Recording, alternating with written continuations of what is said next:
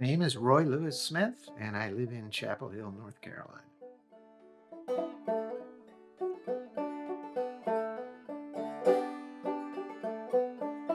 Sometime late in junior high school, eighth or ninth grade, I became besotted with folk music.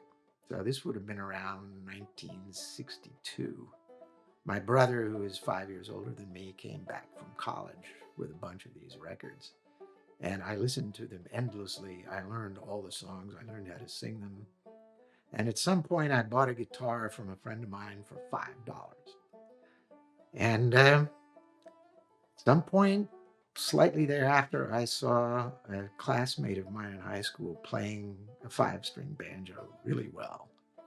And the sound and the excitement of the thing was so enticing that I took up the banjo as well. So I was 15 years old when I picked up the guitar and the banjo. And I became a folk musician. There are words too, not many, at least that I know. Those Angela and the baker, Angela and I know. I've heard it said that if you know who wrote a song, it's not folk music. And ugh, that strikes me as too restrictive. I consider folk music to be a style more than that. And the style is something that I would say is it should be somewhat poetic.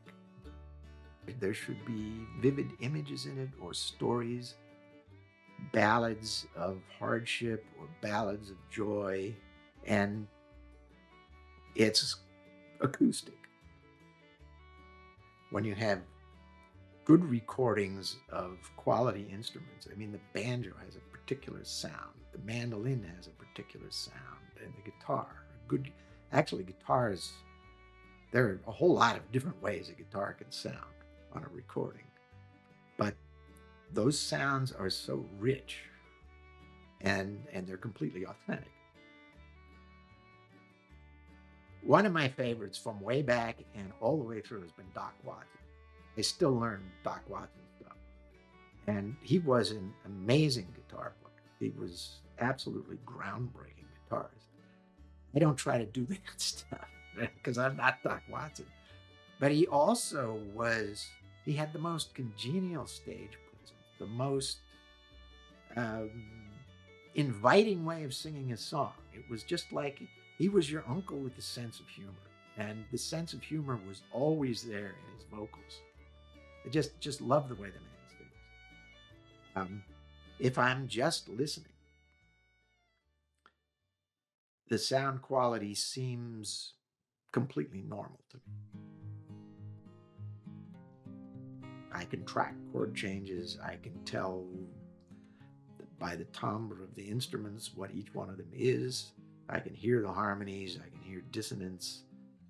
I am not aware of any hearing deficit at all. I absolutely love a good bluegrass banjo breakdown because of that. The notes are so crisp that the sustain is short, so you could hear each note, even though you're hearing 200 notes per minute, something like that.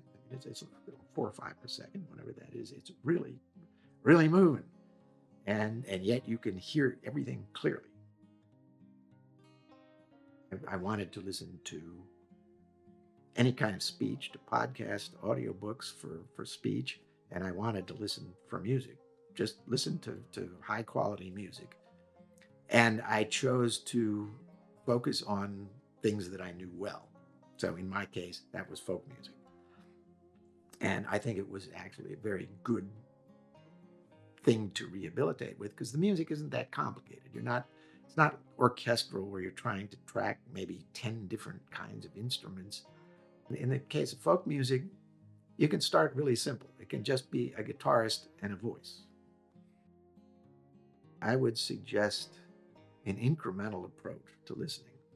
There are folk music recordings available that are just vocals, just a cappella, the whole recording, traditional singer singing traditional songs, no instrument at all. Just listen to that for a while because it's kind of like speech, but it's singing speech. And then only move to the more complex forms later. Maybe, okay, now a guitar and another instrument like a mandolin, a guitar and a fiddle. And then, okay, now maybe you're ready for some bluegrass. But don't start simple and work up to becoming more complicated. And with folk music, you can do that.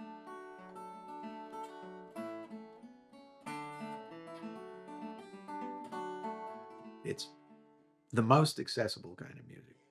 If you just want something nice and simple to listen to, there's a lot of stuff there. And it if you like it and you feel like maybe at age 60 or 70 you'd like to pick up an instrument and start learning how to play it, this is the kind of music you should be thinking about playing. I love it. And it makes me feel good to listen to. It's the sounds, the stories, it's just it is the authentic music of all the peoples around the world. Hear it from the start.